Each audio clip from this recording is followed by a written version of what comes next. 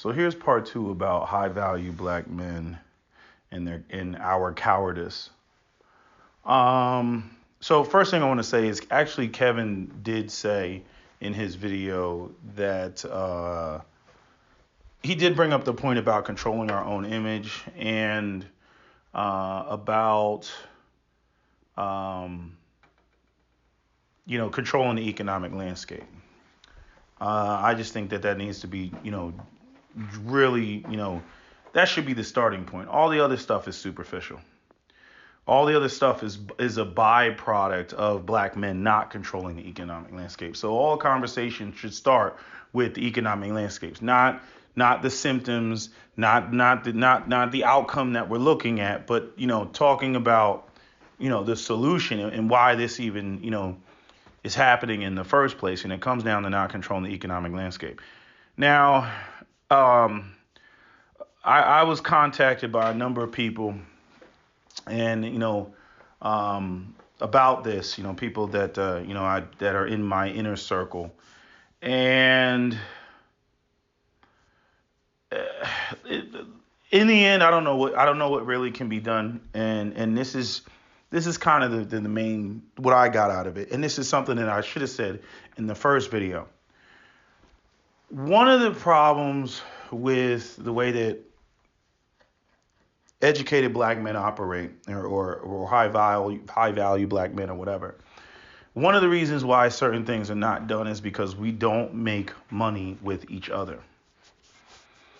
People keep trying to come up with this sort of, it's like the way that black women try to establish value in the eyes of black men by talking about ancient Africa and everything, right? When their value, in my opinion, truly lies in the patriarchal structure of legacies and generational wealth, and actually being connected to an intact, thriving community. And if you're participating and you're engaged in that community, and you control the media and the promotion in conjunction with, you see the tangible benefits, the economic opportunities, the networks, and all the other stuff, and you want to be a part of that, in my opinion, increases black women's desirability. Black women think that beauty is in a vacuum, and that their beauty is just being contrasted against other races of women, and it's just self-hatred, plain and simple, and that's the end of it. The superficial self-hatred, when you look in the mirror you hate yourself. No, the issue is the inferiority complex about being black, and blackness not being connected to anything positive in the shit-ass culture that we currently have. That's what doesn't get, it's cultural self-hatred. I'm not saying that you don't have the superficial self-hatred of hating what you see in the mirror, but the majority of what you see out here is the cultural self-hatred, the lack of value associated with the community, and therefore the lack of value associated with, the desirability of black women. Right. And so, and this is fucked up. I'm just breaking it down, but this is just fucked up. Okay. So, one person in particular gave me the breakdown of something that happened to them when they were younger, and how, they were saying that, things, I don't want to say this. I'm like losing my train of thought because I'm tired and it's late. They were saying that, they think that, black men being network and making things happen and not happen or whatever, it goes on more than, what I may think it may be. And I was like, it doesn't matter. We don't see it at all. I'm like, it's the same as, black women talking about, protective hairstyles, and, they never wear their hair natural. What is the point? What is the point of sitting there saying this is going on, but nobody sees it at all, ever? It's not even a rumor. But they gave me an example of a situation they had. They were dating a girl. The girl was dating some dude that was a thug. They almost got jumped. And, they were connected. And, somebody else that was connected with them that was also a, high value, EL, was like, nah, man, fuck that. We gonna handle this, right? So then they went, and basically their whole setup was to, get the police involved because this was in a black community and there's black police officers. And I'm like, that's the way it should be handled. Right. And so that was going to be the one approach. But, this individual didn't want to go that route. Then there was the other approach where, actually that same person who was talking about, getting this dude that was, trying to start the fight and jump, my man, getting, a street dude involved, right? Because he had connections to the street as well. And so the street dude came through, another street dude came through and was just like, blah, blah, blah. I know that you're not street. This is how we get down, da, da, da, da, da. If you want me to handle it, handle it. And that's some like favor type of shit. But, I didn't particularly care for that route. I like the other route because I'm like, nah, man, like if you are a quote unquote EL, high value, whatever, professional black man, whatever, you gotta use the levers of power that you actually have before you go and dive into, getting the goons and the street dudes and everything. That's just how I look at it. That's just how I feel about it.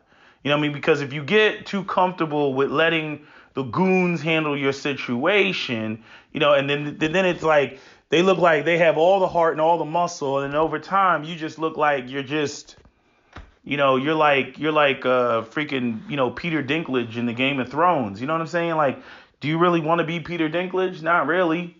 You know what I'm saying? You want to be the one that, like, this is how we handle it. Watch me do, right? You know what I'm saying? Like, this is how we handle it. You know what I mean? That's nice that we can go to you, you know what I mean? Because we pull some favors for you and this, that, and the third, and we know that you in the streets and whatnot, and you know how to handle other street dudes, but we can handle this right here. You know what I'm saying? Like, if you let the other dudes handle it all the time completely, then you do end up looking kind of like a bitch. So, basically, he said to me that, everything else that I said in the video is like, I don't really have an argument because the most I can say, that's the best comeback that I have. That it's going on a little bit more than you think. But, I acknowledge that, the reputation is still trash. Our reputation in terms of there will be a response is trash. Like I said, that brother that got killed down there in Houston at the Seaside Lounge, that got, stomped out and then shot up by the Ray Rays and Pookies, I haven't heard of any sort of response. That's your camp. That's, he's cut from the same cloth. You know what I mean? You see the way that the white people react and freak out anytime, there's some crime or something that's perpetuated by a black person that happens at a white person that starts running around screaming all over the internet, nonsense like reverse racism and stuff, when 9 times out of 10 black crime against whites is economic crime. It's not racially based. It's economic. But anyway, I'm saying you see how they all like just come together. They all like, this is, like they take it personally. Like you made an attack on them. And black men, so-called high-value black men, we don't take that shit personally. We look at that shit like, oh well, that's that brother over there. And this is the problem. And I touched on it, in my last video. But honestly, the real issue is the fact that we don't make money together. That's the real crux of the issue. Because what I was telling this dude is, I'm like, nah, if we were making money together, like let's say we're operating, this is the whole issue with us not having a community or not living in the same neighborhoods or not, all getting married around the same time. We got kids and families to take care of and all that other stuff, right? And we're making money together in a community. See, when you're making money together, look, you got one or two options. Okay, let's say Pookie came through and I was making money with another EL, right? And Pookie came through and was fucking with him and that fucked up my money. You see what I'm saying? I got a decision to make at that point. Either I'm going to go in there and I'm going to handle that situation or do what I got to do or show up or I'm going to allow him to fuck up my money. Now, see, I personally believe that one of the biggest issues is the fact that because we don't work together, because we get our opportunities from the white infrastructure and white folks, everybody's all worried about being doxxed and, Like example, let's say some shit did happen. You know what I mean? And I pulled out a gun on somebody or whatever, and then that hits the news or that hits the media or whatever, right? My white employer is going to be like, oh, I didn't even know he was like that. Da, da, da, da. We don't condone this behavior. Da, da, da, da, da. The next thing you know, I'm gone. I'm out of a job, right? I'm fired. That's what would happen.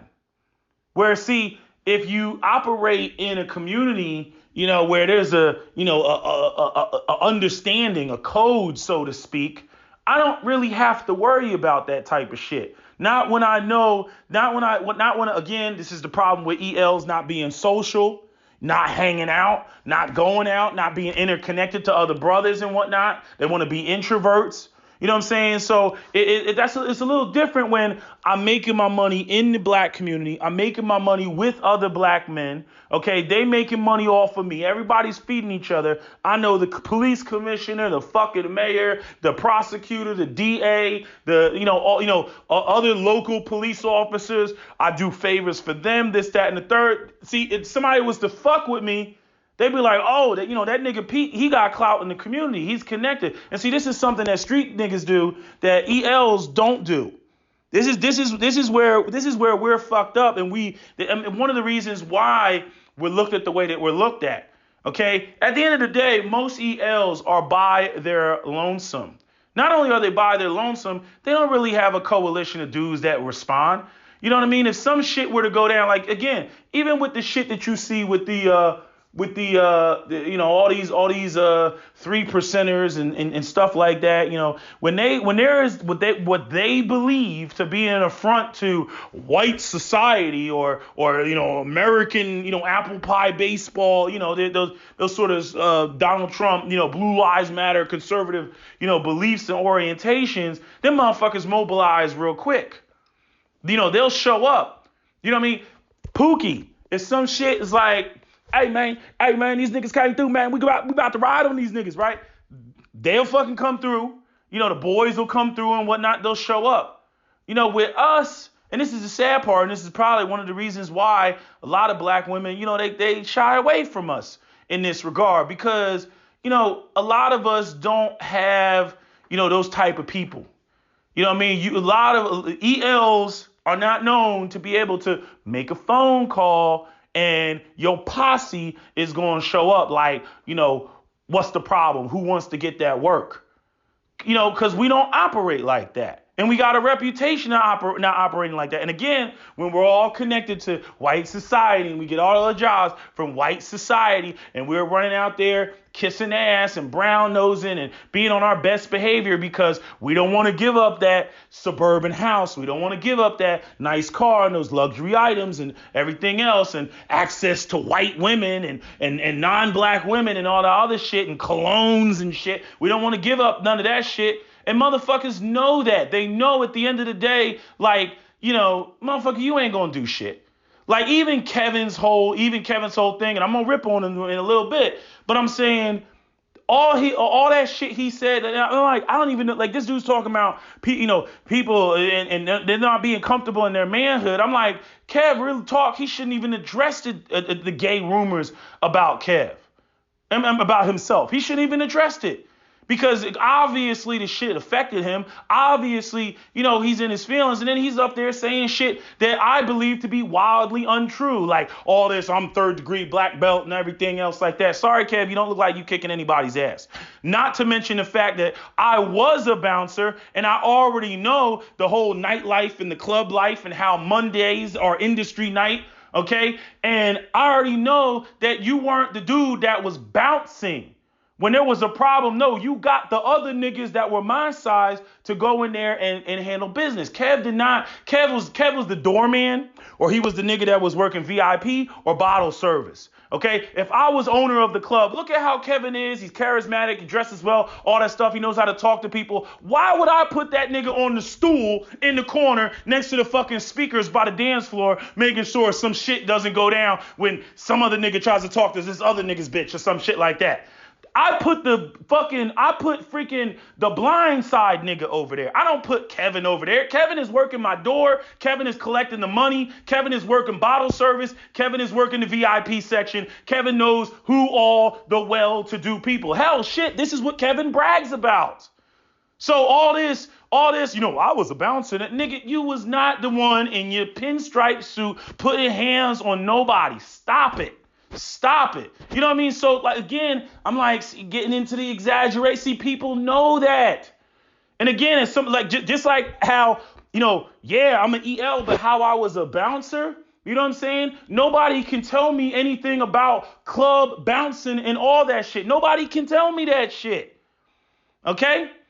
But when it comes to the street guys, you know what I'm saying? They know when ELs, they know when high value black men ain't about to have a nigga moment and throw their life away. They know that about us. And see, this is where the multiple issues come in. Because just like this shit with light-skinned dudes and how a light-skinned dude, a pretty motherfucker, Christopher Williams looking dude, he's got to damn near kill a black man to not be what do you want to call it? To not be to basically get a black man to stop doing whatever he's doing. Okay, he cannot look, because a dark-skinned black man is not going to, because he's got a reputation to maintain, a dark-skinned black man is not just going to allow a light-skinned dude to beat his ass like that. He'll never live that down. Oh man, you got beat up by that light-skinned pretty motherfucker. He'll never be able to live that down. Okay? So that ends up being an issue. When it comes down to ELs or high value black men, whatever you want to call them, going into a community. Like, in other words, think about it like this. Kev is being disrespected, right? They're saying, oh, Kev, you're gay, you're this, you're that. I'm saying what Kev is dealing with on his own platform, on his own show, that's exactly what ELs would be confronted with, or high value black men. That's what they would be confronted with when it comes to them going into a community to actually fix the situation. Right? Then you have the whole issue of the whole valuing situation. Many ELs, high value black men, whatever you want to call them, they don't value the community or any place. Many of us have been socialized and taught that not to build anything. You know what I mean? Like in other words, we've been socialized to whatever it is that white folks established, that's what we want. You know what I'm saying? Like it was a town that I was in the Midwest. And I mean, it was beautiful. I mean, the way that they were doing, I mean, it looked like, everything was just booming there. I mean, it was booming. I had all these misconceptions about the Midwest. But anyway, this place was booming. And I'm looking around, I'm like, man, I could live here, man. It's fucking hella nice out here, right? All that stuff. But then I had to realize, I had to snap out of it. I'm like, none of this shit was made for me. None of this shit was designed with me in mind. This was created by white folks and established by white folks for white folks. Now we can get into the redlining and the Capitol and all that other shit. They out even in Detroit right now, they giving loans to the white people. White people only make 10% of the population of Detroit, but yet they're 55% of the freaking loans that are written. You can go and you can look it up, Google it. Okay? You know what I mean? So there's that whole issue of access to capital. But what I'm saying is, they go into, think about that documentary Flag Wars, with the brother that was in Ohio that had the flag and they had the signs in front of his house and everything. They were slapping him with all these nuisance ordinances and everything. And the banks were just giving, the LGBT community all the money and the resource. Oh, you need more money? You need more of this? I mean, it's right in the documentary. Okay, the banks are trying to get the black people out, get the white people in. Again, the first wave, the bohemians, the artisans, the gays, the students, get them in. And then later on, your well-to-do, heteronormative, cisgender, white supremacist, capitalist, patriarchal white families with white men as head of household, they come in there later. You see, but, it's like when it comes to high-value black men, a lot of us are not taught to go off and, create our own shit. When I say not taught, like we're not even oriented like that from a cultural standpoint, and so we talk about these things later. But real talk, when you talk about fixing the black community, we don't see all this stuff would have had to happen before segregation. Before integration, not segregation, before integration. Because before integration, the black community, that was the only place that black people could live. You go back to the era of segregation, and you would have working professionals in the same communities as everybody else. But then, with the advent of, I say, the 80s and the 90s and this whole rise of the professional black middle class and all that stuff, everything that Eddie Murphy was trying to be in Robin Givens and Boomerang, right? Not living in the black community no more. And so you have a population, all these black men, I'm high value, I'm high value. High value to them is not living in the black community. And then on top of that, the whole idea of going and confronting Ray Ray and Pookie and all that other stuff. Look, at the end of the day, that would get violent. Just like I'm saying about the situation with how, a light-skinned dude confronting a dark-skinned dude and them getting into a fight. Dark-skinned dude he's got a reputation to maintain. I can't get beat up by this light-skinned pretty motherfucker. And the same way, with Kevin and everything else. You think some Ray Ray and Pookie, hyper-masculine black dude, regardless of what Kev says about all his karate, okay, do you honestly think that a dark-skinned hyper-masculine black dude that's in the streets is going to allow Kevin Samuels to win in a game of fisticuffs or a competition of fisticuffs? It's not going to happen. It's not going to happen. Even if he lost the fight, the motherfucker would quickly pop the trunk and come back and blow Kevin away. That's the reality of the situation. And see, when it comes to high-value black men, a lot of us, we not willing to blow anybody away because we like our comfortable lifestyles and our BMW and our panoramic roof, and our comfortable, luxurious lifestyle with our shelf full of colognes and all different type of watches and shit and whatnot. Like, that's us. That's us. You know what I mean? We are not trying to sacrifice all of that in the name of checking some Pookie motherfucker that, truth be told, we think is beneath us. So, I don't see how anything could be fixed, without there being quote unquote war.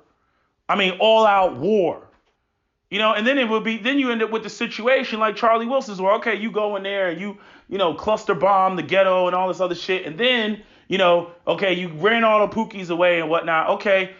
Just like Charlie Wilson's war. All right. I need $2 million to build a school. Why?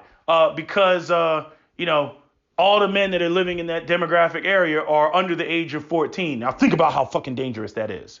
You see what I'm saying? Like, if you're really talking about going in there and changing the shit or eliminating, the street culture. Because like I said before, if you fixed the black community, if the black community was actually fixed, all the shit that black people love, all the shit that black people identify with, which is why, all this shit that like the fucking racist ass Democrats are coming with, get your booty to the poll, and addressing, Cardi B. Why is Joe Biden addressing Cardi B? Well, it's already been identified, that, black women are identified with Cardi B and her ratchetness and all that other stuff, which is not a good look. But again, an intact community with standards that, again, all these black feminists and all these anti-patriarchal women want to tear the fuck down. Comes these sort of standards that these women don't like.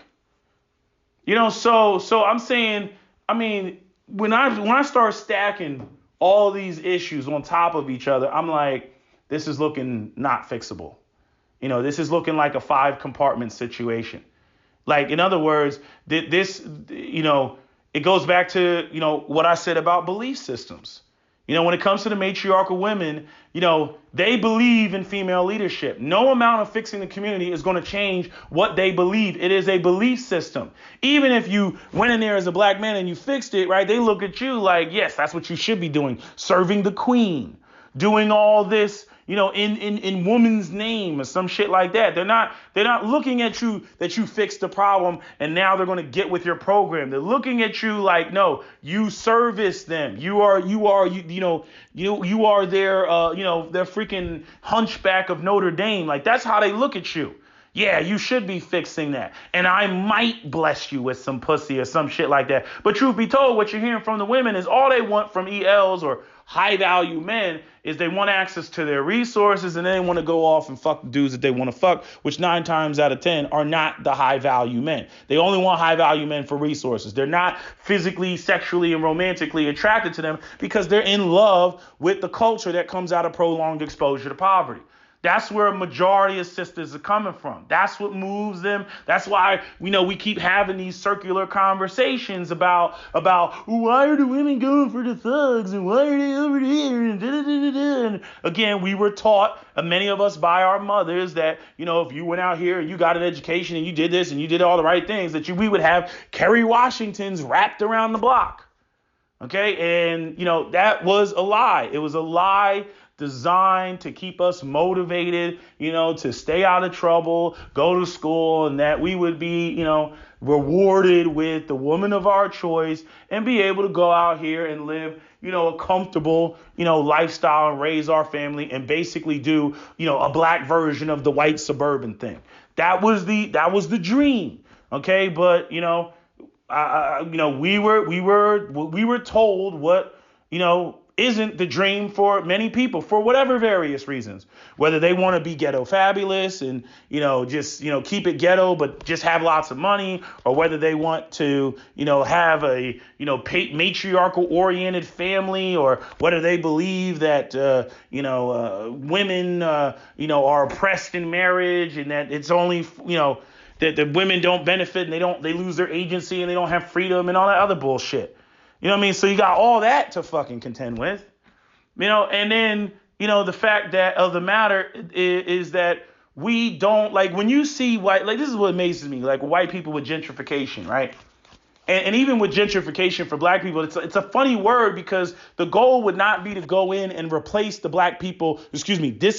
black people who are already in the ghetto. The goal would be to go in there and to systematically over time change the thought process of the people there through economic opportunities and gaining their respect and gaining their trust and doing all that and shifting, the orientation and people recognizing that you're, the alpha male in the community. Again, you're not going to be able to make an omelet without cracking some eggs. The idea that a bunch of ELs are going to show up and then just be respected in a poor and impoverished community, even if you creating opportunities and everything. Again, Ray Ray and Pookie have a belief system. They have an identity that they're trying to uphold. Okay, they're not just going to allow you to just come in there and then just shift it, just start, throwing your weight around. No, you again. It's going to come down to blows. It's going to come down to shots. Okay. At the end of the day, some people are going to get hurt in that sort of transition. But see, the thing is, a lot of us are not, we don't want to go in there. We don't want to go in there. We're good where we're at. See, we have too much access to the white infrastructure, if you have the money, if you have the resources. Not arguing whether we're paying more than what your average white person is paying, but I'm saying that the idea of having access to, I don't have to deal with this bullshit. I'm going to go over there. Why am I going there and fixing the community or risking losing all this shit and all this access to the white infrastructure, in terms of lifestyle, just to go in there and prove a point, to Ray Ray and Pookie and shit like that, and then lose all. What do I get out of that? You know what I'm saying? Like it's not like you're actually going to be respected if you go in there and you handle Pookie. Everybody says, oh, well, that's what needs to be done. But would there really be that level of respect if some dude, look at the shit with the 2 lawyers in New York that went out there and during the whole George Floyd protests and shit, they were throwing mocktail cocktails and shit. And motherfuckers is looking at life. And they pointing fingers at each other. They looking at life. Oh, but it was sexy when they went in there and did it. But no, like the reality is like Bronx Tale. Nobody cares. Nobody cares. Nobody gives a shit. Okay, you done went in there and you done did all that. Nobody gives a shit. Nobody is running up talking about free the two lawyers. One chick, she looked like she was like Arab or something. But one, black guy and an Arab chick, they was up there throwing Molotov cocktails and whatnot. And they're both pointing at, oh, it's her idea, it's his idea, her idea, whatever. Oh, but it was cute when they did it. It was symbolic when they did it. But again, now you had two people that potentially could have been lawyers and lived a comfortable lifestyle and, been cushy and good at everything else. And now they lost all of that. Now, forget going to jail. Even if they don't go to jail, their lives are essentially ruined. They might as well go to another country or some shit like that. Their lives essentially ruined. They're not going to be able to have access or the potential of access to that whole infrastructure. That's how the white power structure keeps people in check. They dangle that carrot over your head. Hey, you got to follow the rules if you want to, live this comfortable lifestyle and shit like that. And so, for black men, for high value black men, professional black men and everything else like that, we don't, we're not trying to go in there. Now, the question is, why aren't we working with each other? That's the question that I have. Why aren't we working with each other? Why don't we congregate when we go into these white communities?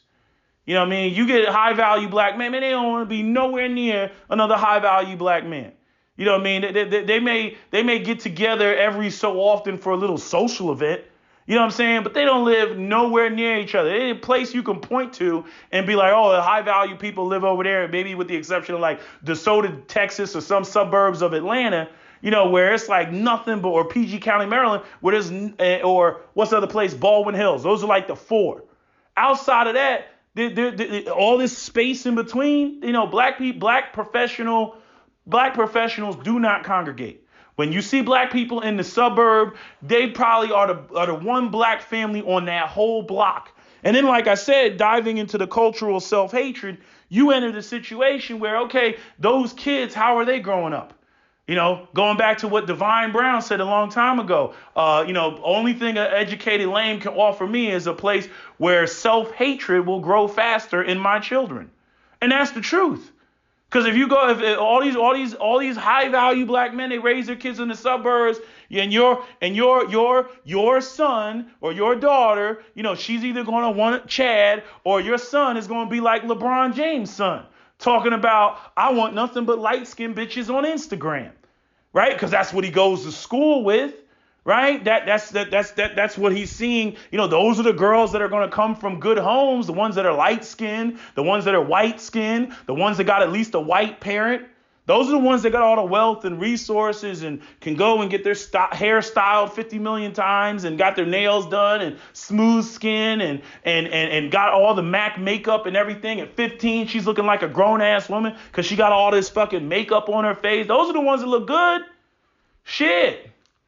So again, like, it's like, like we're like the second wave. Our parents were the first wave, the ones that left the inner city, moved to the burbs, and just assumed that we would go out there and just somehow randomly, with the low demographics, bump into Kerry Washington. We just gonna bump into one, right? They got us out of the hood. They didn't want us in the hood. Right. So then many of us that grew up outside of the hood, I know Kevin didn't, but I'm saying many of us who grew up outside of the hood, we got a superiority complex about the ghetto. Well, obviously my parents thought I was too good for that. You know what I mean? So and then you got the whole issue of even getting with somebody who comes from the streets.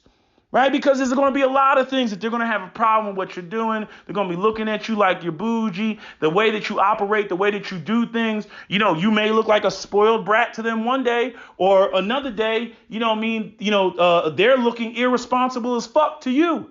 Or another day, they don't like the fact that what you're doing and how you operate makes them feel irresponsible. You know what I mean? So then they start trying to sabotage you and get mad and all this other shit because you're making them feel irresponsible. And they don't like that shit. So then they try to do shit to sabotage you and bring you down to their level. Oh, motherfucker, you ain't no better than me, da-da-da-da-da. That shit can get messy. It can get messy. You're just arrogant. You're this, you're that. I don't like that. But yet they want to be next to you because, of the ideas of, hypergamy and value and, oh, he's got resources. And if he chooses me, that speaks to my value. That's how the women are going to think about it. If he chooses me, if I get chosen by a doctor or chosen by a lawyer or some high value black man or something like that, then that means that I have value. And keep in mind, you're already dealing with a population of black women who already have a severe inferiority complex just as much as the black men do, just in different areas.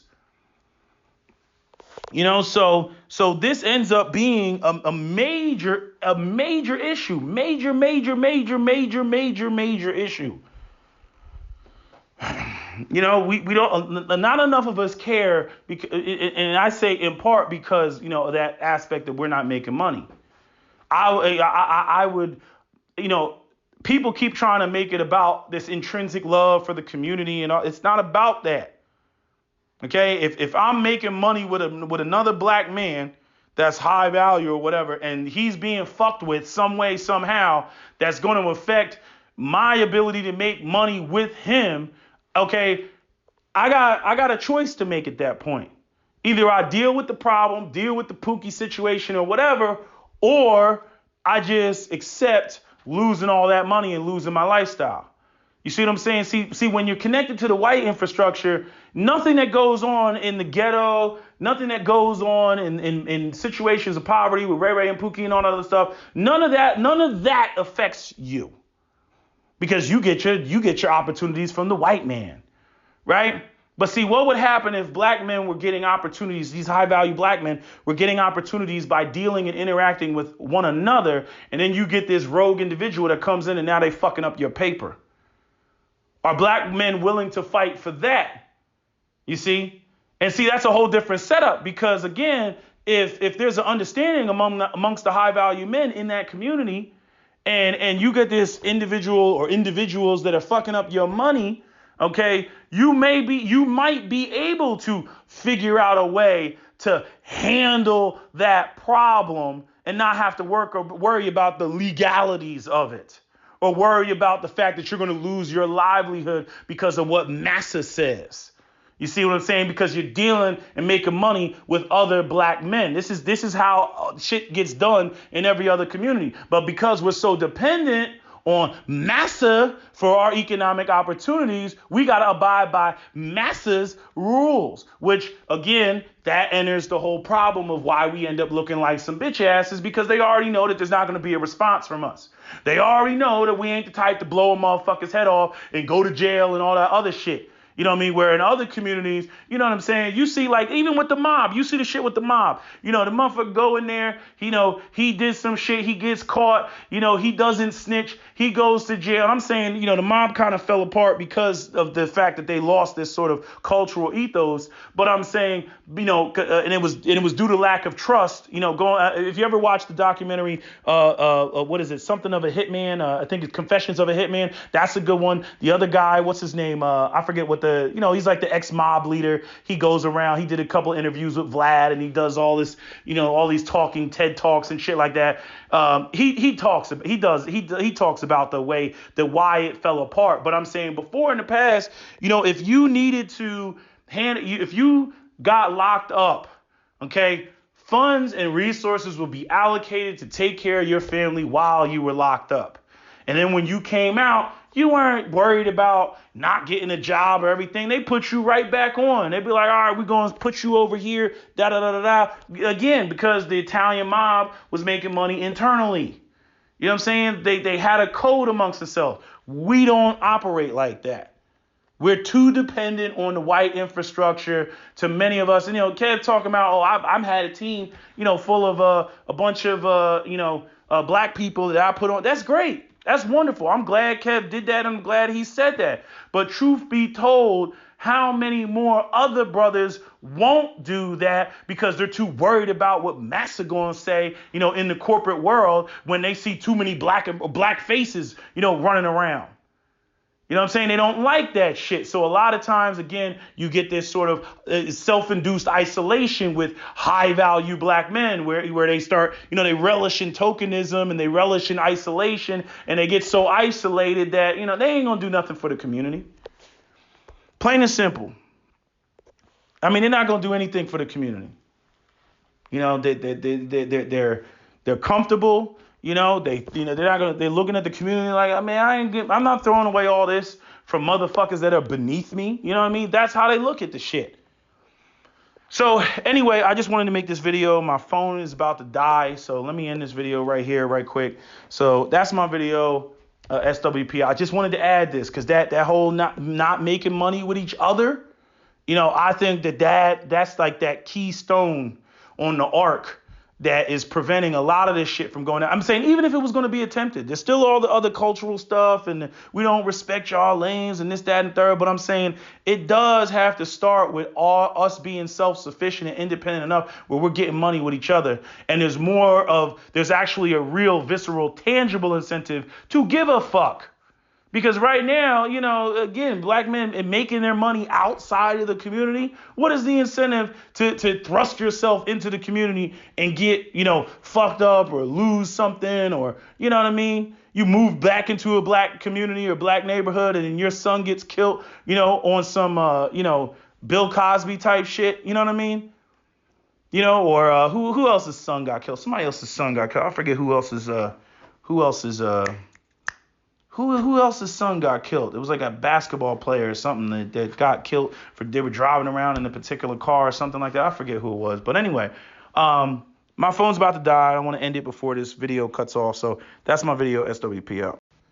All right, I got the charger. I just wanted to add this because I wanted to be clear about this.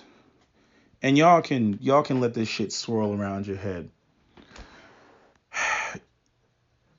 You can't win always following the rules.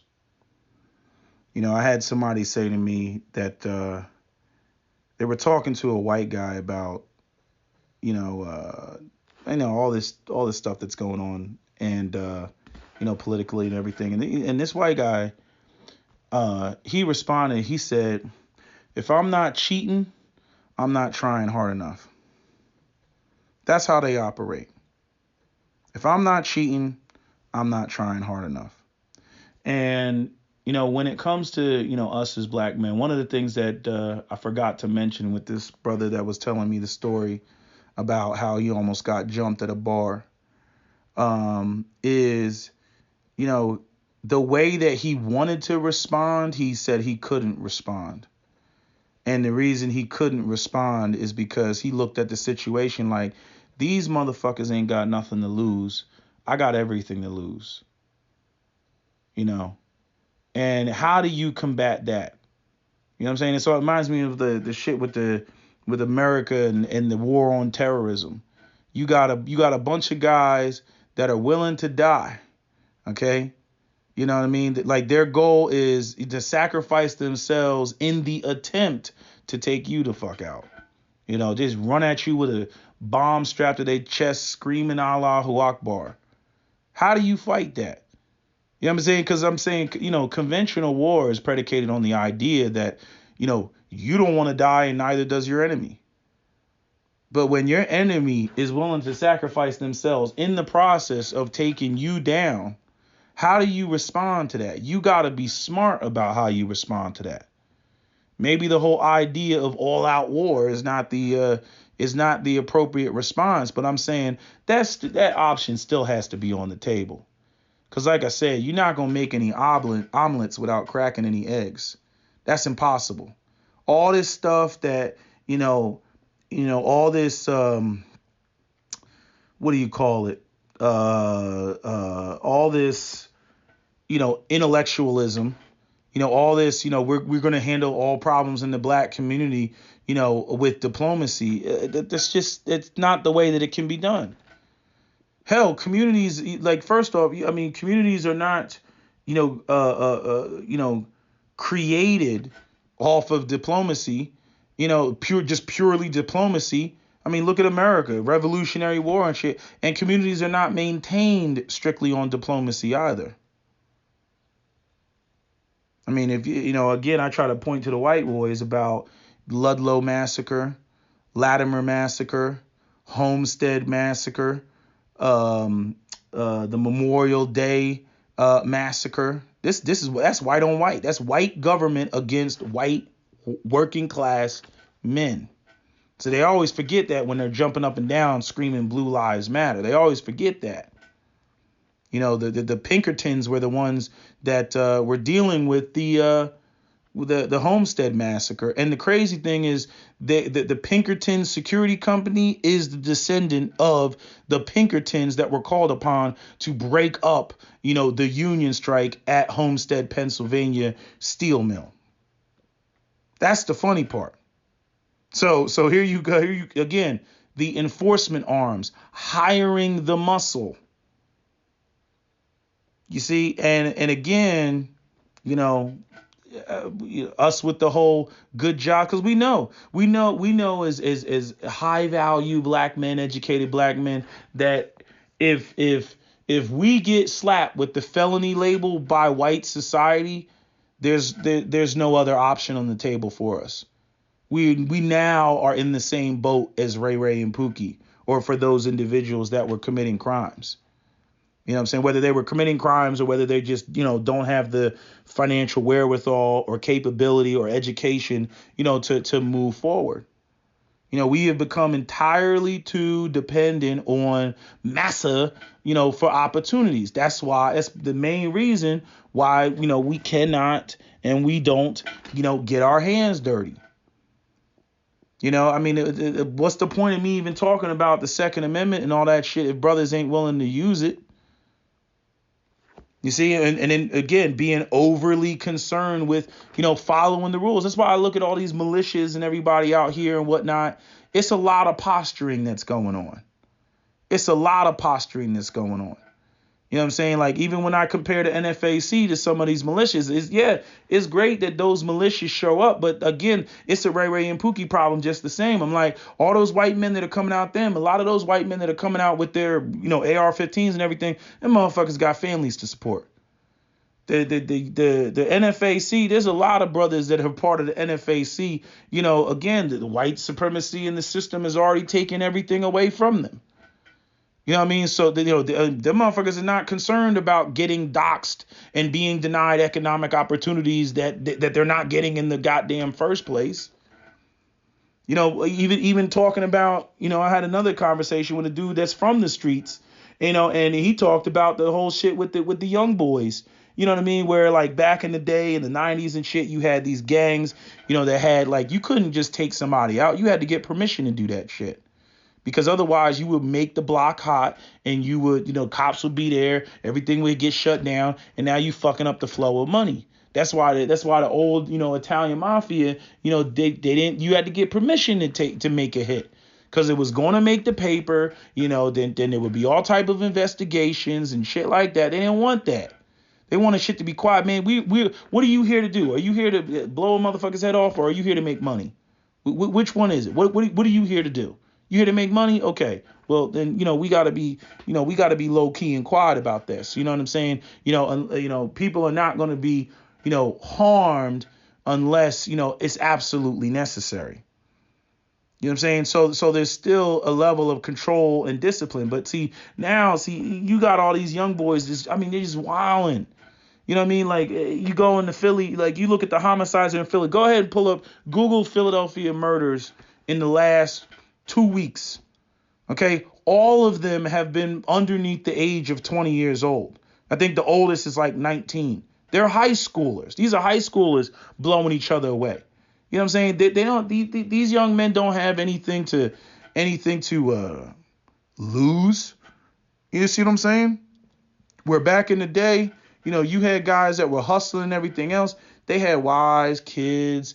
That's why they were hustling, to support their family and stuff like that. But when you don't have young men that are connected to that, and it's just a whole bunch of wilding, I don't know how you enforce that or engage in a group of people that don't have anything that they fear losing. You see what I'm saying? Like, you're dealing with a population that has absolutely fucking nothing to lose. I mean, Kev brought this point up on his show, talking about people who don't care about their own reputation have no issue tearing down your reputation, and how Kevin doesn't fuck with those people. Because they don't care what's said about them. So like they'll come in there and they'll destroy your whole reputation, your whole platform, and everything else. And that's very true. When you're concerned about, when you have a fear of loss, that's the key phrase right there. When you have a fear of loss, how do you combat somebody who doesn't fear anything, who doesn't fear losing anything? How do you combat that? How do you challenge that? In the back of your mind, you're sitting there thinking, man, if I go all in, I could lose everything.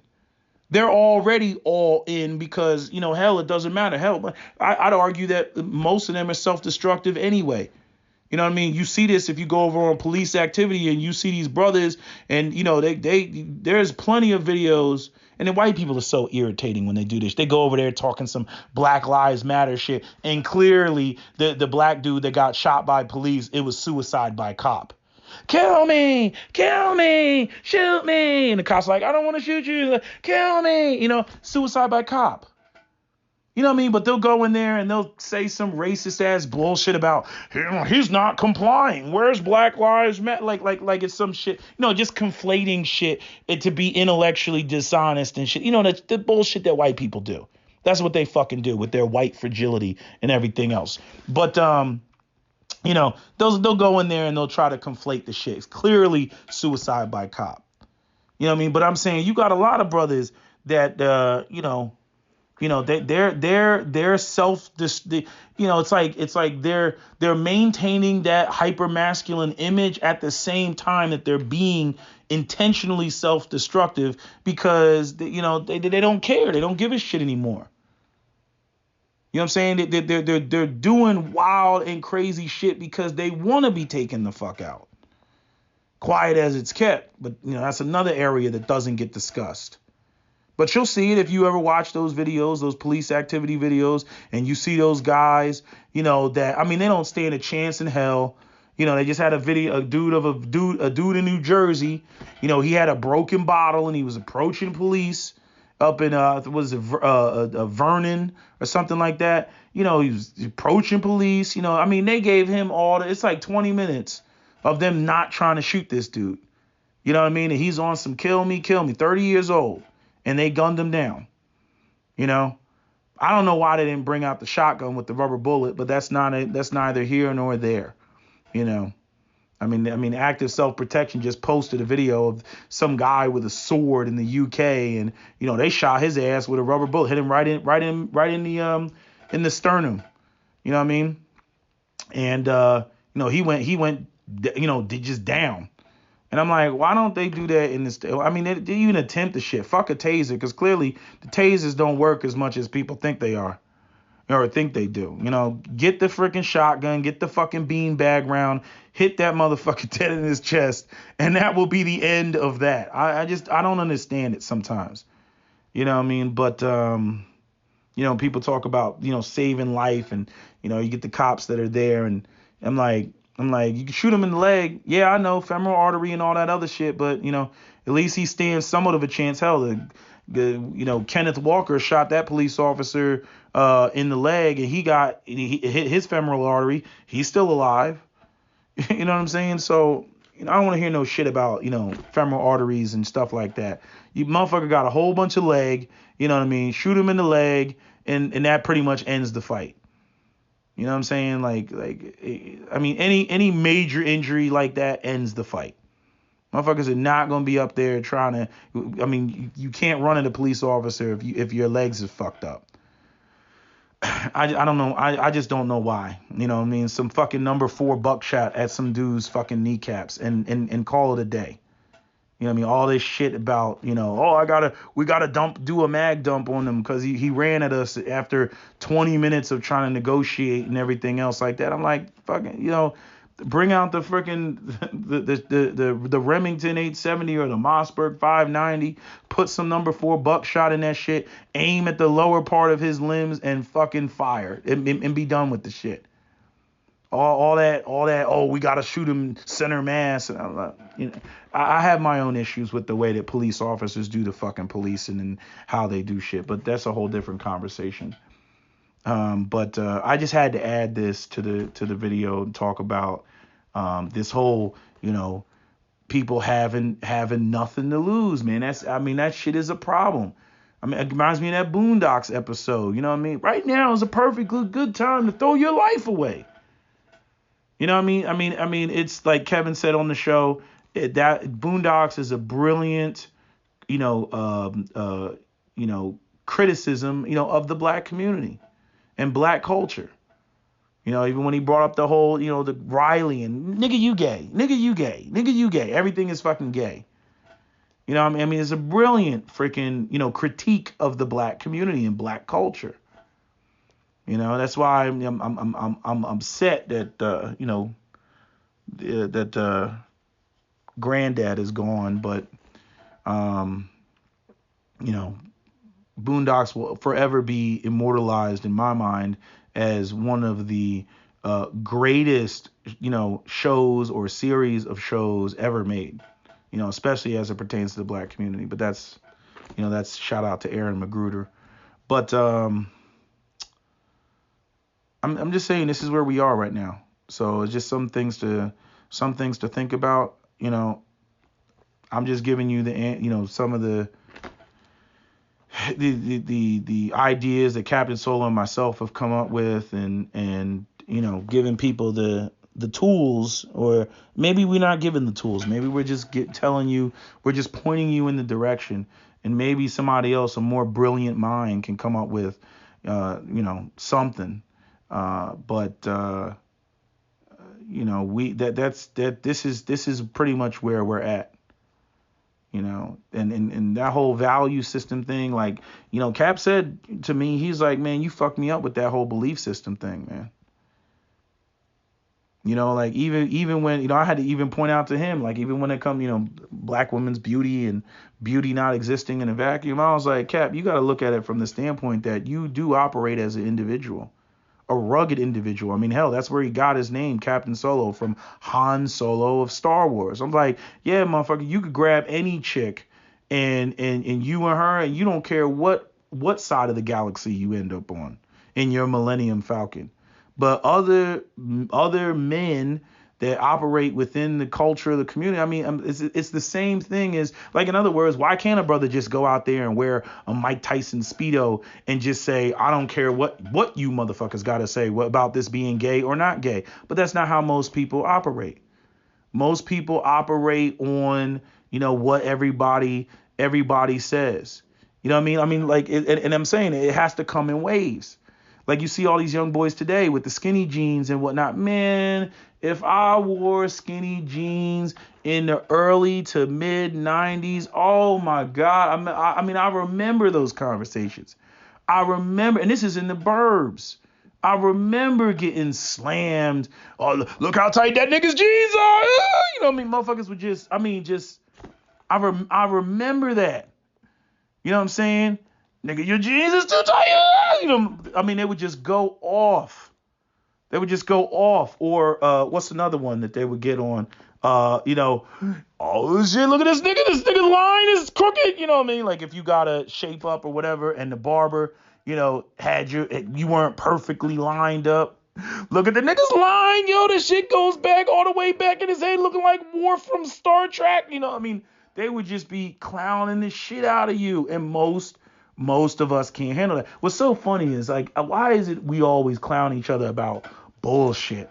You know what I'm saying? But yet we don't clown each other about real shit. I think it goes back to, and a couple of brothers mentioned it on the show, the lack of opportunities that are in the community. So we don't want to be judged by what we don't have access to. You know what I mean? But it's like, why don't we shame each other about shit worth being shamed about?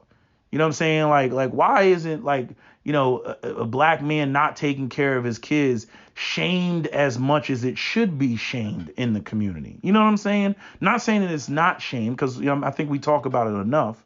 But I'm just saying, it's like, you know, it's not on the level of that nigga's jeans is too tight or that nigga gay. You know what I'm saying? Like people don't get ripped apart for not taking care of their damn kids. You know, and other areas, you know, not being networked, you know, not controlling the economic landscape. Like these are areas where, you know, we don't, you know, have this sort of mentality. And I heard somebody in my comment section was like, that's why Thugtician got out of the conversation, because y'all ain't holding these matriarchal women, accountable. Yeah, we recognize that, but we talking about what's going on with us right now. And yes, I do recognize that many of the ways and the manner in which even high value men were raised and taught, is not or was not, conducive to us having that sort of orientation. This is why I cringe and I get so upset when I hear the type of rhetoric that comes out of Aisha's mouth, or the type of rhetoric that comes out of for Harriet's mouth and everything. And then only for black men to later on get slammed about, not, doing what other races of men, are doing. But yet somehow we're supposed to be patriarchs and not patriarchs because, God forbid women feel that they're controlled or not, but yet somehow produce the same results. That shit is fucking irritating. And it does leave you with the, it just further exacerbates the whole, hop the fence, don't deal, go into a community that, somewhere else. Like even Cat, like he voiced to me, said the same thing I said in my video basically, but he voiced to me, that, he's glad he doesn't have any kids because of the way the culture is. And I told him, I was like, well, that wouldn't be the curtains. The credits wouldn't start rolling just because you went out here and you had a kid and the community has the wrong orientation. No, I'll tell you what would happen. Your son would be, in New York. You call him on the phone and be like, hey, son, where you at? And you hear a bunch of Spanish music playing in the background and he tell you that he's up there in Washington Heights. You know what I'm saying? Or your daughter would be out there, hopping the fence as well. Because if you gave them, and I said it in my video, if you give them the proper orientation, the problem is that the black community, that's not the orientation that the majority of the black people in the black community are on. They act like there's something wrong with you if you have the proper orientation. That's why I look at people when they freak out because some well-to-do black person, goes and hops the fence somewhere else, they start bitching about that. You know what I mean? And the women, they stupid. They always running around trying to paint themselves as the victims, like they don't participate in none of the fuckery or none of the culture that goes on. And, now they're victims. Oh, we're hopping the fence and we need to date out and all this other stuff. And I'm like, you all have heavily contributed to this. Black men did not get here all by themselves. You know what I'm saying? But, again, because everything is about empowerment and all this other stuff, which, is in direct contrast to, black men being in the position that they need to be and women feeling like, oh, so what are you saying? We got to downplay ourselves in order for y'all to feel that y'all are, badass or something like that. Right. So then you get into those pissing matches and shit, but, it's crazy to hear, as a black man in one breath, black men, misogynoir, evil patriarchy, blah, blah, blah, blah, blah. And then in the next breath, these women act like, we're going to go and hop the fence and play traditional orientations over the fence. I'm like, I don't buy it. The women that can do that can do that. The women that have the proper orientation, again, are, the women who were given proper orientation. All these women that are just simply mad at the outcome of the black community, being broken. That does not, just because you're fed up with it, does not mean that you have what it takes to go over the fence. Just think about Cardi B.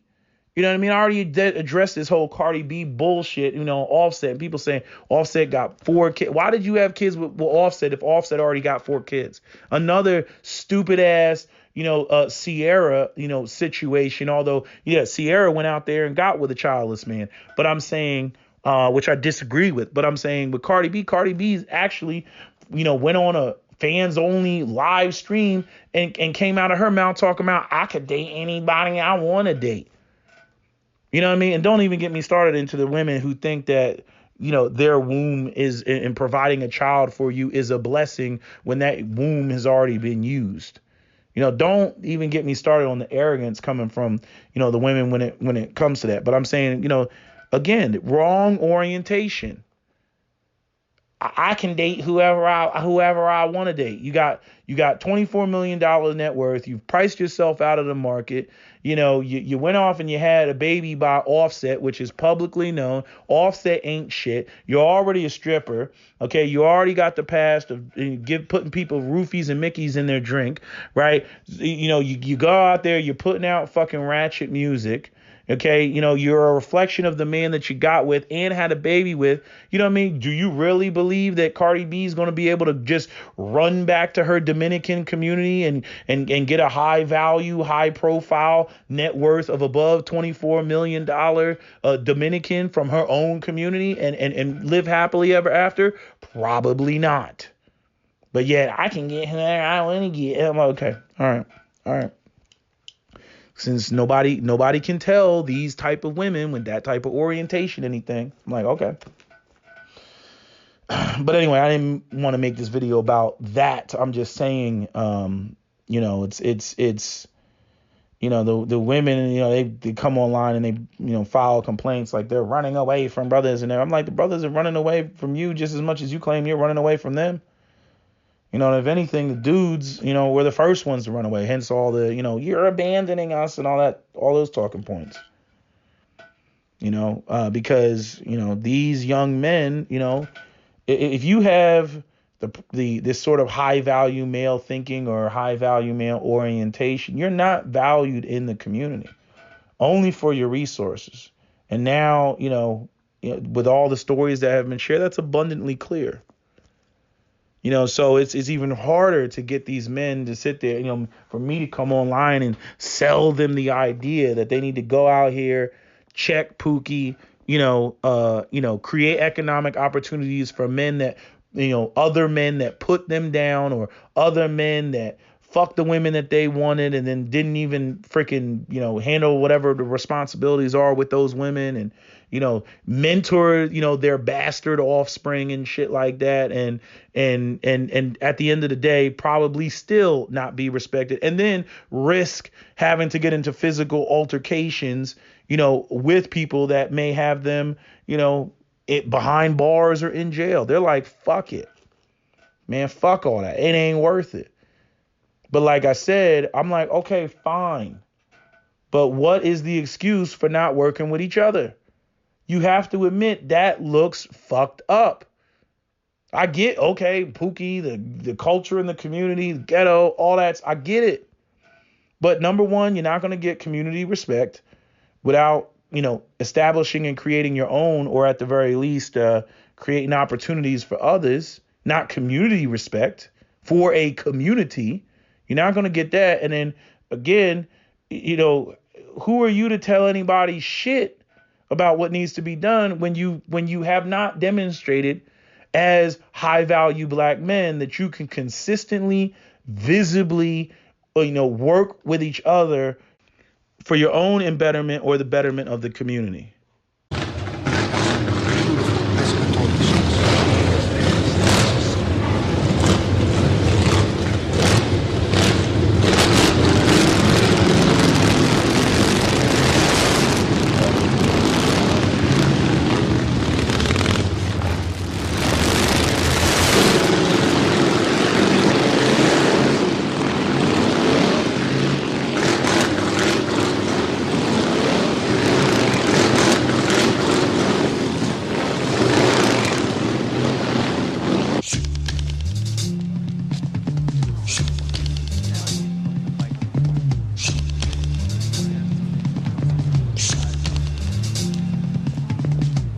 Fellas, you're not dressed properly. He's gonna have to leave.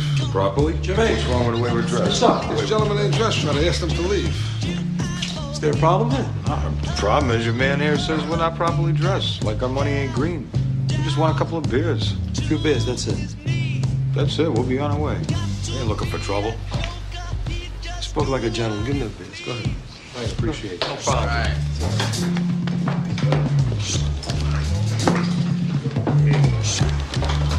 Got some brews down here, nice cold ones. Get us some nice cold brews. Come on. 2 over here, huh? One more over here, one more. All right, brothers, if I may, a toast To our host. In the name of the Father, the Son, and the Holy Ghost. Look at all these shit all Hey! Oh, you again, huh? That wasn't very nice. Now he's got to leave. I'll tell you when the fuck we leave, all right? Get the fuck away from me. Go watch the bites, man.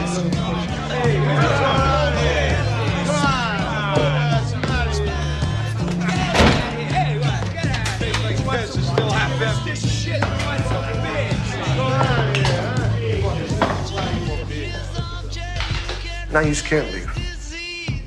I will never forget the look on their faces. All 8 of them. Their faces dropped. All their courage and strength was drained right from their bodies.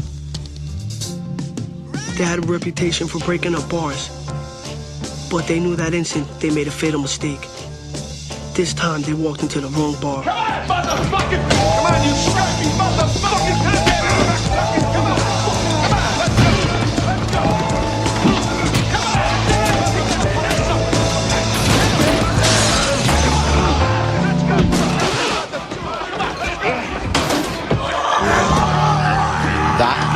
Shall never love another.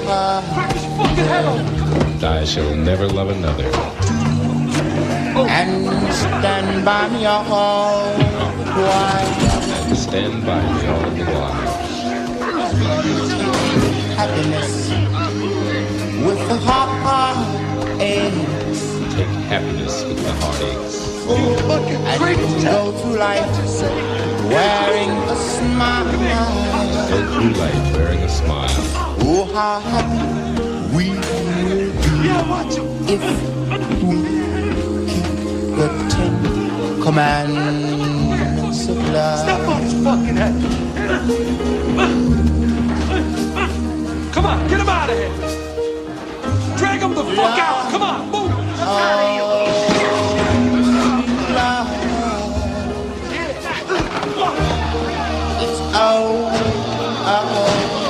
What's my car? You define since the beginning of time. Got him! Get me back! In all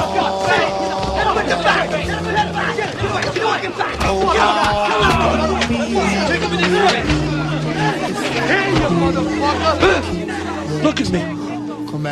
I'm the one who did this to you. Remember me. Come on, Sonny. Come on, let's go. You just got to get the fuck out. That ruined my whole fucking lunch. Sonny, come on, let's get the fuck out. Sonny, get out of here. Don't get pissed. Come on. Leave them there like the bugs that they are. You don't be shit down here. No, you don't. That ruined my whole fucking lunch. Come on, get out of here.